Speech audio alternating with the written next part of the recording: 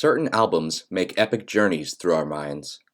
There's first impressions, then you might gradually get to know the songs by shuffling them with the rest of your library, and finally you might start to consider the record's worth. You might not be listening to it as much, but at this point you have the potential to influence other people's opinions about it. The real question is, at which of these phases did you enjoy the record the most, as opposed to respecting it? Sometimes it starts by leaving a sour taste in your mouth, but after you periodically return to it over the course of a few years, you start hearing a certain magic that you can't describe. Unfortunately, it wears off the more you listen, and eventually it ranks low again. For me, Jandek's 11th album, Foreign Keys, has followed a similar path. I see it as the beginning of a small subsection of the second era, which would also consist of 2 of the 3 succeeding records. All of these mostly feature the full package of electric guitar, drums, and bass, while the no-wave style of The Rocks Crumble has returned, and even the guitar tuning is the same on this particular release. We can't be sure, but since Jandek was playing all the instruments on The Rocks Crumble, the similarities to that album suggest that it's the same story here. Most importantly, the subsection marks the return of Nancy. Obviously, Jandek doesn't credit her in the liner notes, but it seems like the consensus among fans is that it's the same woman who once sang about rain 3 years prior. But on Foreign Keys, she makes the transition from the role of guest to teammate, since her voice can be heard on almost half the songs. No matter how much you like the music, there's no arguing Foreign Keys' status as the record that made Nancy great again. Not to mention, the album sequencing is pretty respectable here. For starters, there may be duplicates of the same song, but they serve as the intro and outro, which gives a sense of finality if you're listening to the whole record. Also worth mentioning are the 2 interludes in the middle, which feature minimal to no lyrics. Depending on how you look at it, they either offer the sense of progression you would find on Tommy by The Who, or they're just breathers on an otherwise chaotic album. Finally, I like how Nancy and the bass guitar are not introduced until the halfway mark. I can only wonder why Jandek decided to bring them both back at that particular moment. I mentioned that this album ranks low for me, but at this point in the catalog, that's not such a bad thing. With those stronger aspects I listed, it's certainly on the right track. Even though I prefer it to the twin albums, I've already confessed my respect for them, so Foreign Keys is at least decent. The problem is that it doesn't have a single standout track that defines it. Even though Nancy is back, we're not treated to anything like Nancy sings. Like I said, the first and last tracks are the same song, so I'll start by discussing both of them. That can be a little tricky because the names are different. Spanish in Me kicks off the album, while River to Madrid brings it to a close. However, there's another version called Spanish in Me on a later album, so it would make more sense to use that name to refer to the general song. That's unfortunate for me, because River to Madrid happens to be my favorite version. This is an instance where the new fans need to be brought up to speed, or else they may get the different versions confused.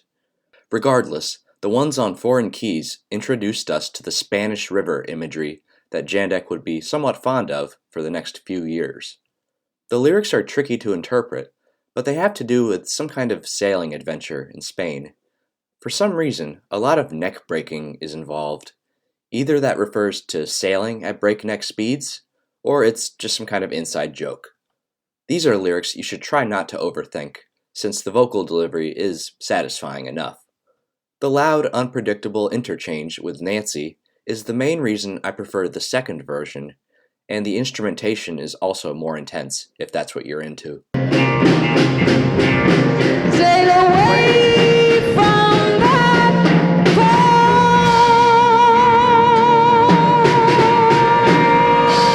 Somewhere floating down a river to Madrid. Madrid.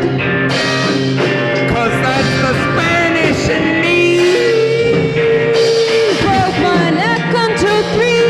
Broke my neck until 4. Broke my neck until 5.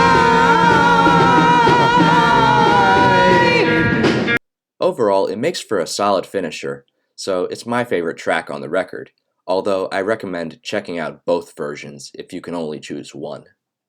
Once you have that figured out, you might want to check out Lost Cause. It has your basic shuffling rhythm, while the drumming is just chaotic enough to hold our interest. Nihilism seems to be the main theme, because the lyrics are just a list of actions that can be boiled down to complete futility. Take off my shoes to the lost cause. Quit eating food for the lost cause.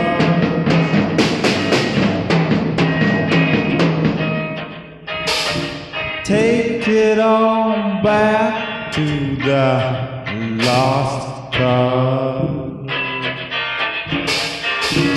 However, the enlightened Jandek notices everyone else continuing those actions, so, like a protester, he repeats "lost cause" several times at the end. It's like he's fast-forwarding to the end of your life, because the song ends right after Jandek says, "Now die, brother," which is pretty badass in my opinion. I guess this track belongs on a greatest hits album, since a later album would bear the same name, so clearly it had some importance to the artist. Nancy's first appearance is on Needs No Sun, and what's interesting is that we don't really know what she's saying. There have been some incoherent lines on other albums, as indicated by the question marks on Seth Tissue's lyric page, but there was never this many. At the same time, Nancy is very persistent in her singing, only stopping a few times for a second or two to take a breath. If there was ever a Jandek song that was totally improvised, it would definitely be this one, since stream of consciousness often results in garbled phrases. However, I do give Nancy credit for the interesting line, "A bird flies home to you today, he needs no sun to see the way." The interlude track, "Oh No," gets the job done by not saying a whole lot. Instead, we get a catchy bass jam and the return of Nancy's distinct falsetto, putting more emphasis on the "oh" than the "no." It's a pretty laid-back song for this record, and probably the only one that I've never gotten tired of. Following that is a pair of groovy breakup songs, and let me tell you, Nancy really gives it her all. Towards the end of Some of Your Piece, she holds a note for 18 seconds, and all the while she brilliantly projects her voice. Perhaps Needs No Sun was just a warm-up for these songs. Overall, I wouldn't call them highlights, because after this review, I probably won't listen to them for a while. However, they're definitely not dead spots either, and they do have foot-tapping potential. Finally, a few words about the Ballad of Robert. Not much of a ballad, it's actually one of the more aimless tracks. It starts and ends with some vigor, but in the middle, it's kind of funny how inconsistent the rhythm is. The overall message is that there's a guy named Robert who lives at a halfway house, and Jandek never lets us forget it. For instance, he's no man, but he ain't no mouse because he's at the halfway house. I bet the artist stayed up all night to come up with that rhyme.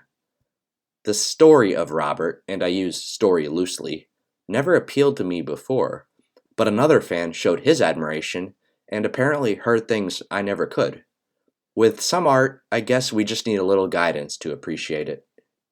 Although I call my experience with Foreign Keys an epic journey, I've only been a Jandek fan for about 8 years.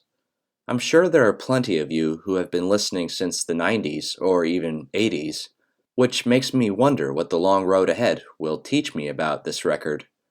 In 2015 or 16, there was a time when I had it in my car CD player for a few weeks, and I guess something about my lifestyle at the time made me see the beauty in something as spontaneous as this. There was something so jovial about the closing track where Jandek and Nancy worked together to tell us what only they could understand. Nowadays, I only wish the rest of the album was like that. Some of the future reviews will certainly distract me from Foreign Keys, but I sincerely hope that recapturing my old appreciation for it is not a lost cause.